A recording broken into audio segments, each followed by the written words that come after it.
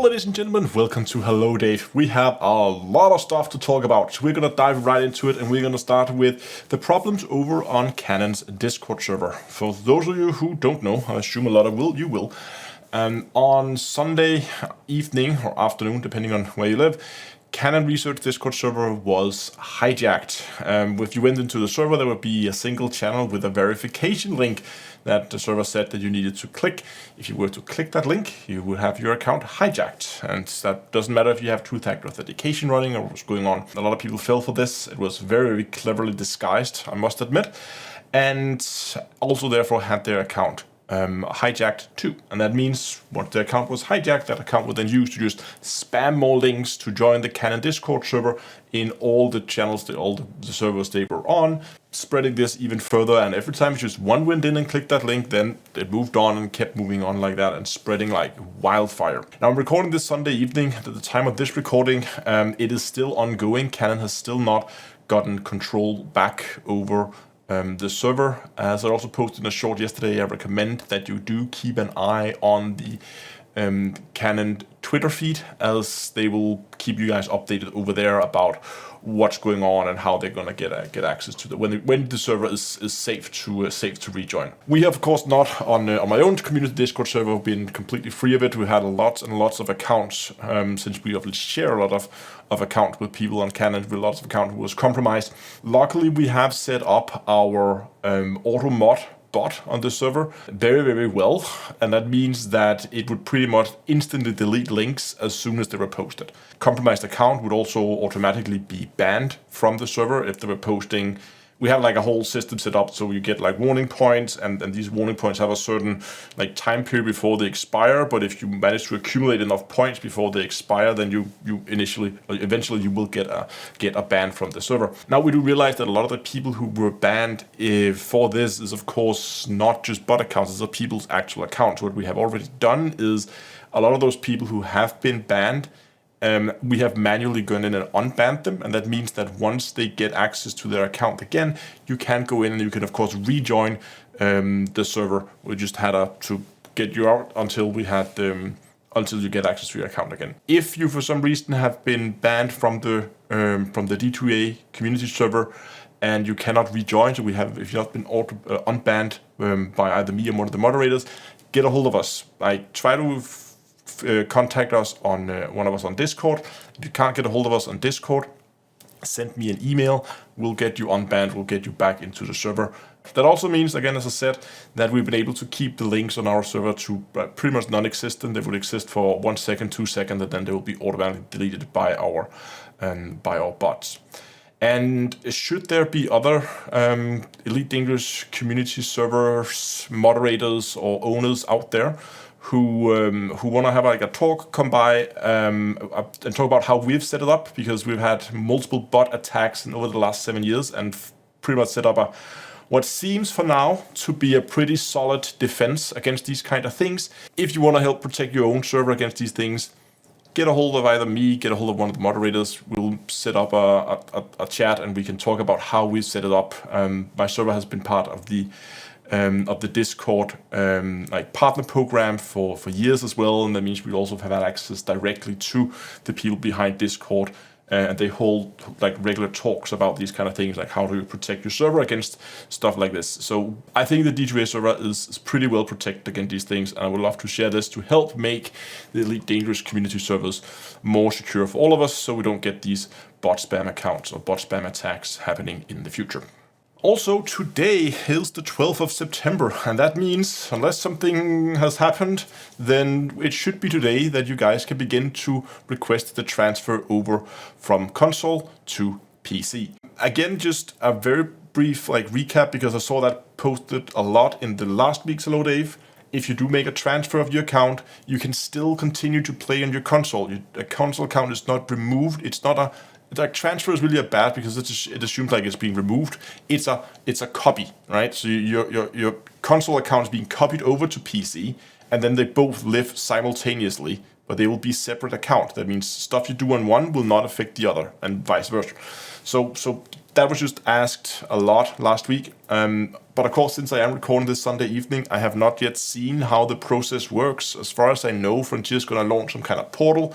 It's going to be some kind of homepage where you go in, you probably fill out like a bunch of details, probably also ask for a new commander name over on PC, those kind of things. And then this will be processed. Exactly how the process is going to work, I don't know. Again, I said Sunday evening here, I have not yet seen what Frontier is going to post about it. I assume by the time this video is out, they will have posted something about it. But one thing that I will mention is that one of the things that are not being transferred over is your ARCs. So if you have ARCs on your console account, they will not be transferred over. However, cosmetic items that you have already bought with ARCs is.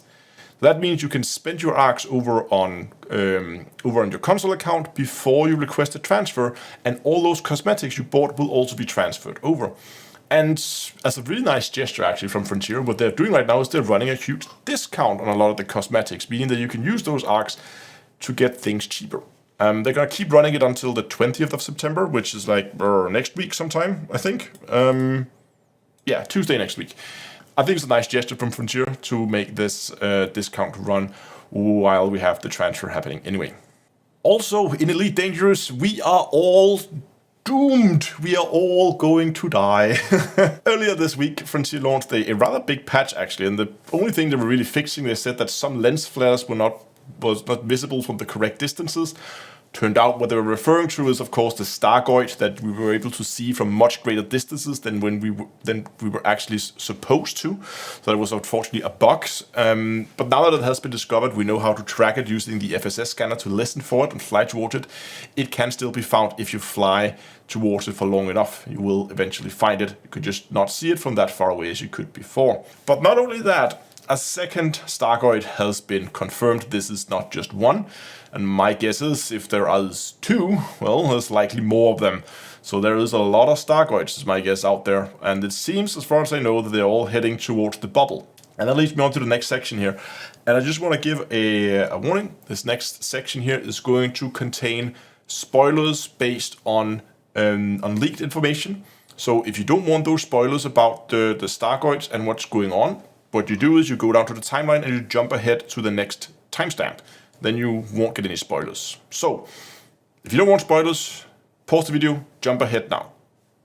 Okay, now we're going to do that. So, what has also happened is there has been some signal sources shown up called rogue signal sources. These signal sources move around rather quickly and kind of indicating that they should be attached to some kind of ship. When people move in, they have seen like big clouds of like gas around these signal sources. And there's also been a number of crash reports when people got too close to them, like within 400 kilometers. Now, if you inspected the crash report, you would see that the reason why your game crashes if you went too close to these was because there was an asset in the game missing. So basically trying to load something into the game that was not there. And that thing was called a Thargoid Titan. So this pretty much confirms that whatever the Stargoids probably are, because I'm pretty sure these are related to the Stargoids, whatever they are, is most likely some kind of massive Thargoid ship, likely some kind of Thargoid mothership. What that's going to mean, how that's going to affect us when they eventually get to the bubble, because they will, because so far we've found no way to even attempt to stop them. I don't know, but we are all going to die. I think that's pretty sure, because, well, Thargoid Titans sounds very, very scary, if you ask me. But I'm looking forward to it, and we'll see what happens. More Elite Dangerous news. We have lots of stuff to talk about this week. You can now get some free engineering material. The East India Trade Company is giving away free Horizon materials to try to support people transferring over from console to PC. That means if you it's not just for those, actually for everybody. If you have not unlocked all the ship-based engineers, so that means all the Horizon engineers. This is not on foot engineers, only the ship-based engineers that we've had for years. If you not unlocked all of them, there will be a number of steps you have to go through during the unlock process where you're going to need some specific materials that you need to collect and hand into those engineers. Those materials you can now get for free. That because the East India Trade Company is handing them out to kind of try and support the community. If you are in the position where you're going to need to unlock some engineers, then I will provide a Discord link to the East India Trade Company Discord server, and yes, that should be safe. I've checked it. You can go to that link, go to that Discord server, and then they can go and they can give you some free materials. And now moving over to some Star Citizen news. In the last Inside Star Citizen, CIG talked a lot about more crash sites being added to Daymar. Now, first of all, we have lots of crash sites already. Why is it a big deal that they're adding more? The reason why I think this is interesting is because this is going to be what they're going to need in order to be able to launch Pyro. Now, we've been waiting for years now to get that new system, get the second system into the game, which is going to be Pyro, and I think it's expected to be launched sometime next year. Pyro, compared to Stanton, as far as I know, is going to be a substantially bigger system, so distances traveled is going to be bigger.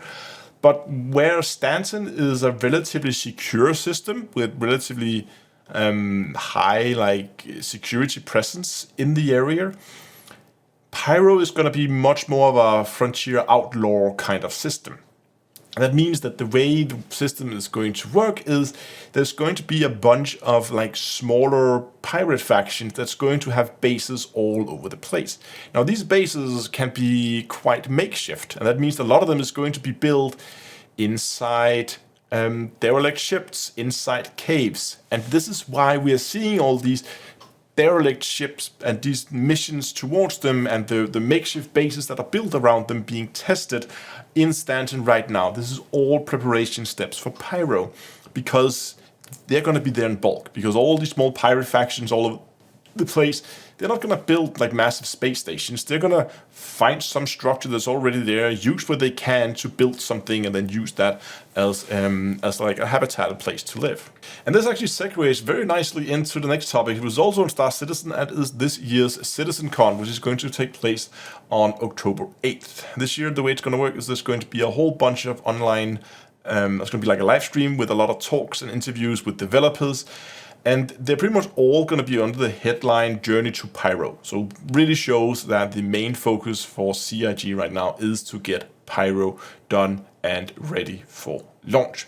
Now, as I said, there's a lot of talks, but some of them that I think is going to be really interesting is the Planet and Moon tours, where they're actually going to give us a tour around the Pyro system. We can see the different planets, the different moons, what they look like, those kind of things.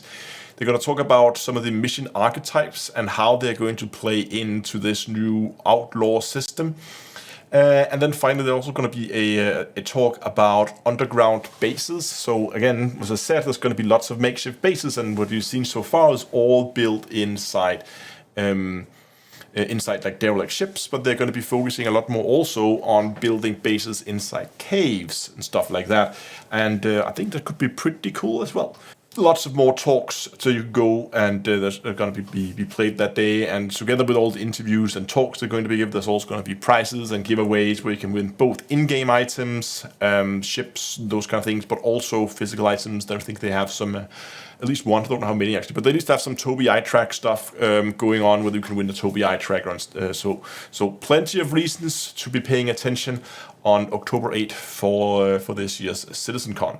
And I just want to mention now, if you are interested, of course, right now there is a free fly event running in Star Citizen. That means until the 15th of September, you can play Star Citizen for free.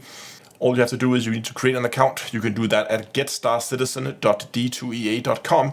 You go there and you sign up. For no only do you get a little bit extra starting credits, but then you can just log into the game, you can play it, and you're even going to get access to a bunch of extra ships that you normally wouldn't have access to. So you can actually try both some small light fighters. There's going to be some big, massive exploration ships you can play around with. Plenty of stuff to test to see if you are new to Star Citizen. And as I said, you can play until the 15th of September, at which point access to the game will be revoked, and then you have to go and buy the game just like everybody else if you want to continue to play after the 15th. So as I said, get starcitizen.d2ea.com if you are interested in trying out Star Citizen for yourself. But since Free Fly is running right now, my plan is also for the live stream tomorrow to run into Star Citizen. Maybe run some more missions. We did the same thing last week, and I had a bunch of fun with it. Still a lot I want to do. I want to do more of these search and rescue type missions. Maybe do some more player interaction stuff. I don't know. I want to see what the game throws at us and go and try and have some fun.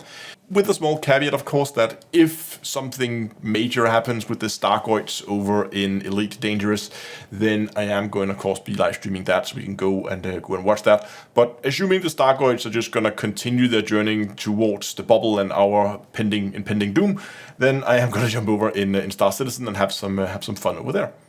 As always, it will be live streamed on YouTube and on Twitch, and it will be at 7 o'clock GMT.